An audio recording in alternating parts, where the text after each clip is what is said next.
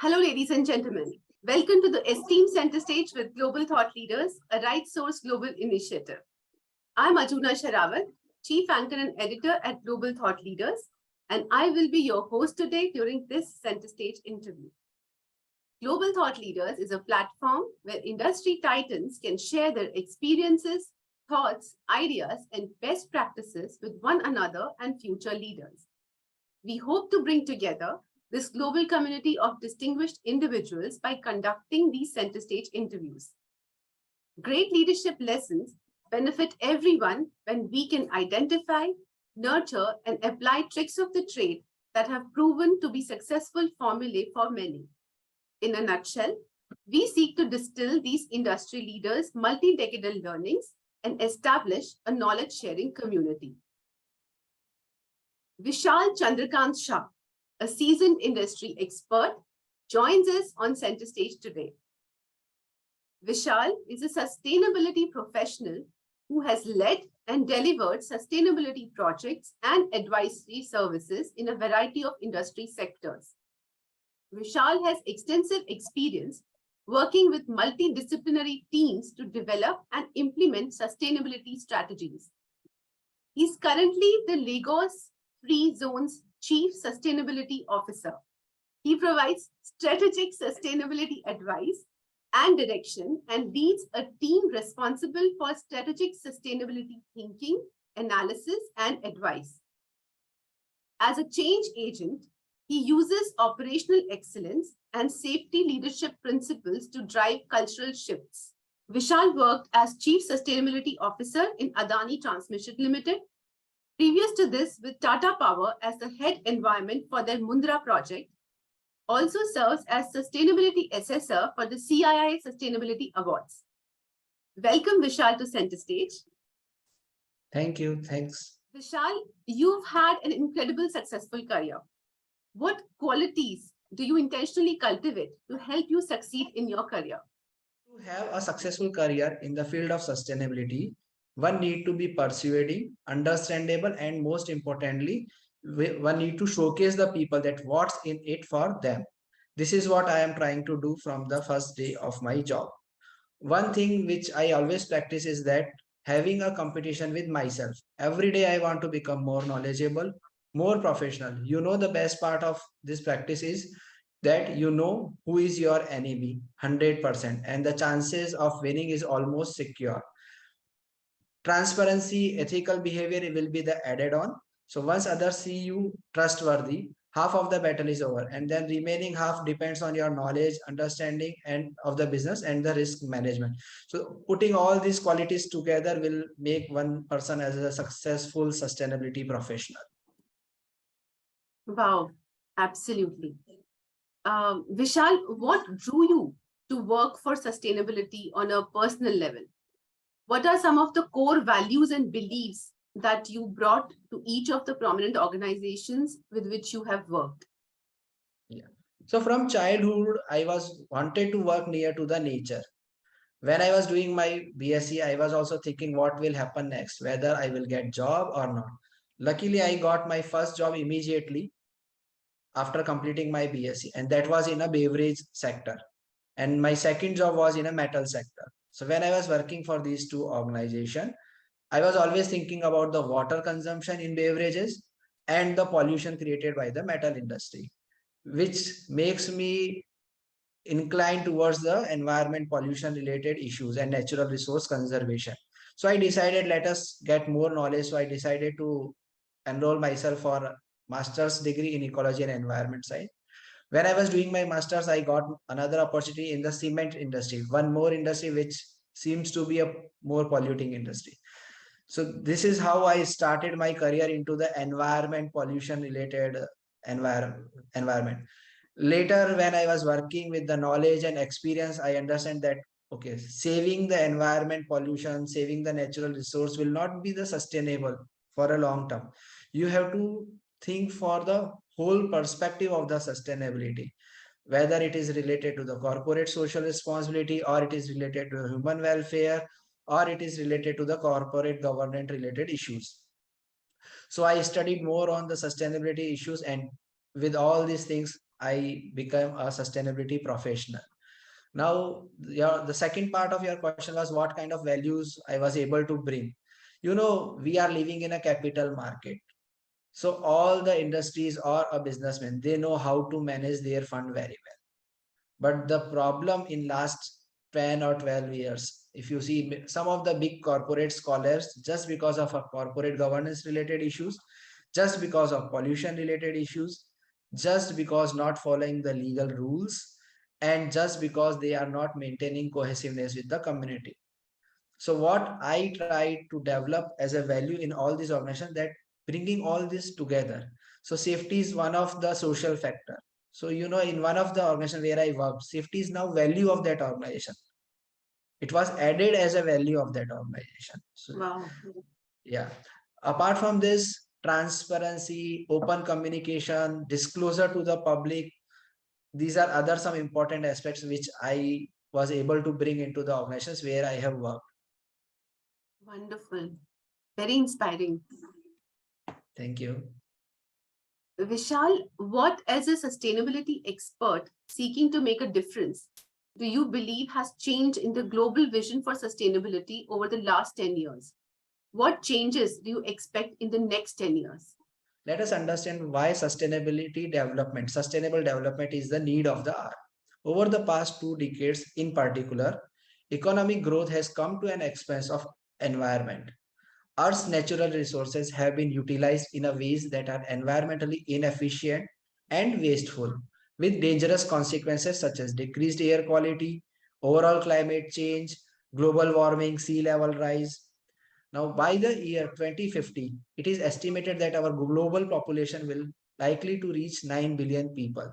The challenge of sustainable development is to move forward in such a way that every single person of these 9 billion people will enjoy a substantial quality of life without being detrimental to the natural resources. So basically, the sustainable development practices helps countries to grow in a way that adapts the challenges posed by climate change, which will in turn help to protect important natural resources of our and future generation. Now, as a sustainability professional, I am looking for sustainable development not only in terms of environment prevention, control on global warming or climate change. There are a lot of factors in addition of these. For example, one need to follow best practices of corporate governance, equal opportunity, gender diversity, human resources, legal compliances, occupational health and safety, maintain cohesiveness with the community around, and many more. And with having a knowledge of almost 2 decades in the field, I give importance to all factors equally. So there is no preference to one or other. But before developing a sustainability strategy in a company, what we do a risk estimation and a materiality assessment, which gives a perspective that which are the most important for that particular business, and then we give always preference to those particular issues. Now, with more and more awareness around sustainability, now majority of businesses and are giving due care to sustainability related issues while planning for any business decisions. So if we see the business decision, how it was taken 10 year or 15-year ago, it was purely on the finance basis, how much profit I will make, how much loss I will make, what will be the market share and all those things. But nowadays, when businesses are planned, they see the ecological importance of the area where they are planning to start their project. They see what kind of environmental impact will be having. They see what kind of corporate social responsibility requirement will be there, among others factors of their human resources. Now, additionally, what happened in the nowadays that many countries have mandated top businesses to disclose their sustainability performance by means of sustainability reports. Now, if we see that majority of the investors around the globe, all big investors, they give preference to the companies, those who are not only making good profit, but also working their business or also doing their business more economically in addition to the environment friendly. So this is how the whole scenario is changing nowadays. That's why all the business decisions now are coming with sustainability taken into the consideration. Majority of the big corporates, even in India now takes, when they are planning for a new project, they always discuss about carbon pricing. what will be the carbon emission and how we can mitigate. Even just for the sake of example, when you book a airline ticket, that airline gives you an information that how much CO2 you will be emitting, and to offset that emission, how much additional contribution you need to do. So this is the change in the mindset of the world nowadays. And with, I'm very much optimistic that in next few years, we will be keeping sustainability more on the finance related matters. Absolutely. So, Vishal, what were some of the difficulties you encountered in putting your strategies into action on the ground? How have you dealt with them? Okay, so this is a very good question in a sense, but at the same time, very difficult also.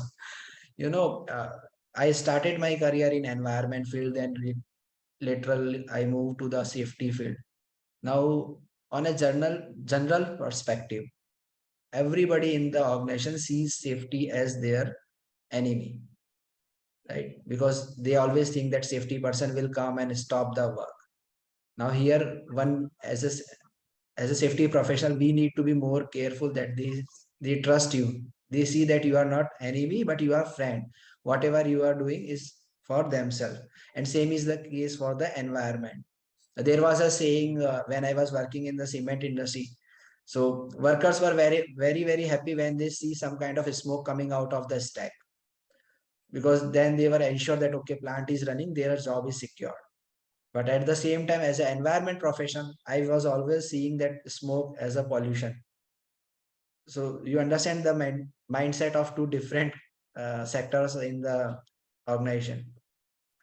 Yeah, so there were many difficulties. To give you an example, few, like for example, when I was working with power plant. So our power plant was of a once through cooling water technology, and then we were drawing a lot of seawater and discharging a lot of seawater into the sea. Now there was a complaint against company by a community saying that because of the hot water discharge from the power plant, all the fishes in the sea are dying.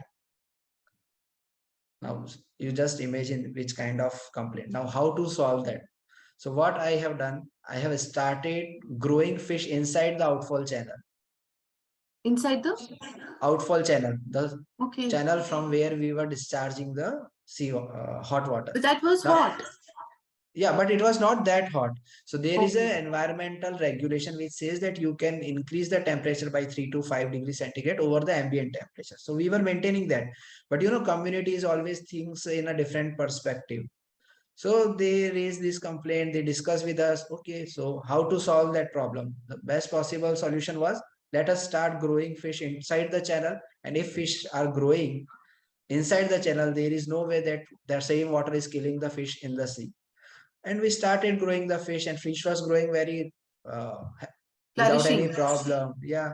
So they agreed. Later, the community understand, okay, this is not the case of the fish dying. So these were some, even with inside the organization, most of the time when you insist people to use your personal protective equipment, like helmet, safety harness when they were working on height, or say safety shoes when they are working, most of the time people will always say these are not comfortable, I'm more comfortable without using this, using these pp's making me more unsafe. But then yes, we need to educate them. Okay, one of the example which I would like to quote here is that we were doing some project of say substation wherein stringing activity was going on. So basically it's a conductor you are tying to two poles. Now what happened, the traditional practice were that you will pull those conductor, so a number of person from each side will pull, and then that will be tightened on the pole. We found that conductor is heavy, then a lot of persons, and there are chances of hand injury. So what we requested the contractor that okay, you use winch machine instead of using the person. Initially there was what I you said, there was always an opposition. No, this is the standard practice we are doing from past so many years and all those things. But we continuously pursue the things. So later vendor decided, okay, let me use the winch machine. So he started using the winch machine, and to his own surprise, using the winch machine, the work was more faster, work was more safer. He was able to complete his work 2 months ahead of the projected schedule. And later he decided, he said, okay, wherever I will do the work, I will always use the winch machine. So these are some of the examples which I would like to quote, like what kind of difficulties we have faced and then how we have solved, and now how it becomes a industry trend. Nowadays, if you see, using of safety shoes is no more a problem. Everybody who is working in an organization, they know importance of the safety shoes. So even if you will not provide, they will come to you and say, okay, give me the safety shoes, I want to be more safe. So Hmm. slowly and slowly trends are changing, and everybody will appreciate once they see, okay, this is for themselves, what is in it for me. That's how we Solved. solve the problem. Sorry. Yes. And you dealt with them like this. Yes. The people actually became responsible. And Yes. you've actually, when you were talking about all this, I thought that, the right word would be environment doctors. Vishal, so now we'd like to hear your thoughts as a corporate governance expert on how this knowledge will help you and others like you deal with board level challenges in the future. So, okay. I am not considering myself as an corporate governance expert. I'm still learning on that. Every day the new things will come up.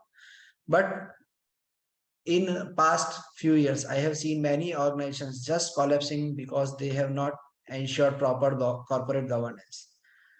So there are certain aspects which one need to consider in the corporate governance. These are like boards and committee structure, their compensation, then protection of minority shareholders, then recruitment of senior positions from the community, and so on. So, for example, like female executive board member, then you have to have an independent board director.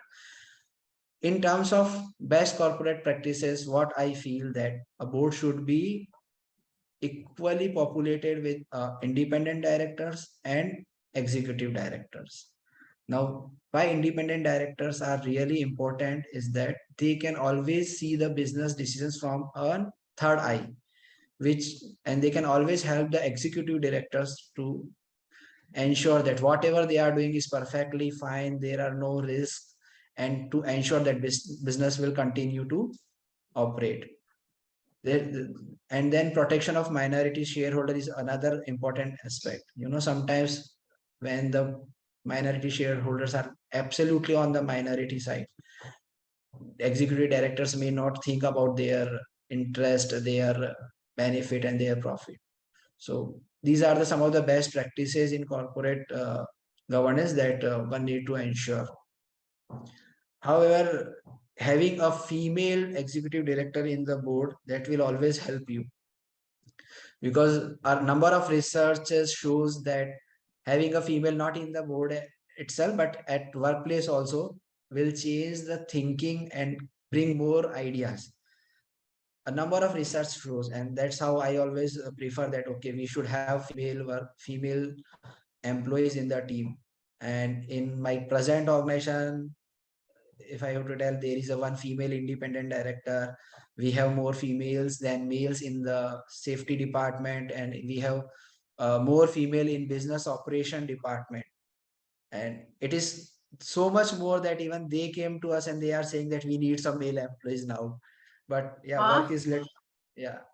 So that's in So that's Nigeria, you're saying. in Nigeria in my particular organization. Wow. Yes. So and it is really working well.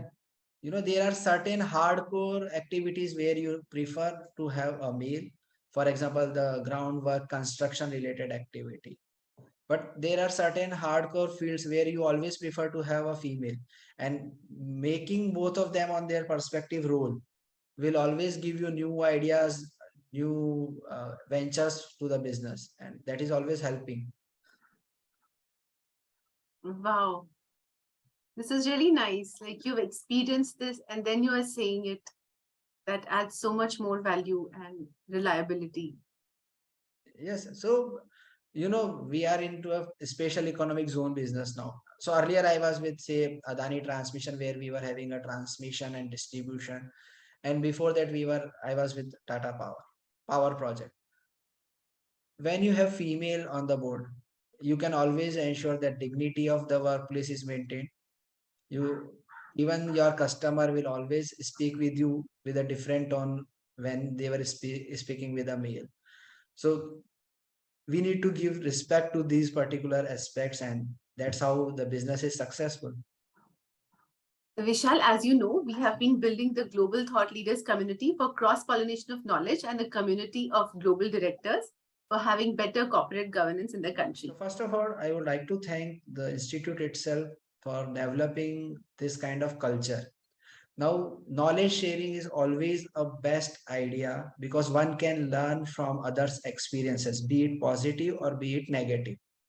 And this cross pollination of the corporate governance professionals around the country will always help. Even I have personally experienced and personally discussed with some of your eminent leaders, those who are part of the uh, institute, and the knowledge they are sharing is always helping all of us to take decisions when we are into the similar kind of a situation, that okay, what should be the best course of action, whether by taking this decision are we going to take a legal risk or not. So this is always helpful, and I will again say thank you to the institute. This is a platform where everybody can come share their knowledge and one can learn. Thank you for your positive feedback. That was an excellent conversation with you, Vishal. Your insights will, I'm confident, inspire the next generation of leaders. We wish you all the best in your future endeavors. Thank you for joining us today on the center stage. Have a wonderful day. Thank you. Thanks, Ajuna.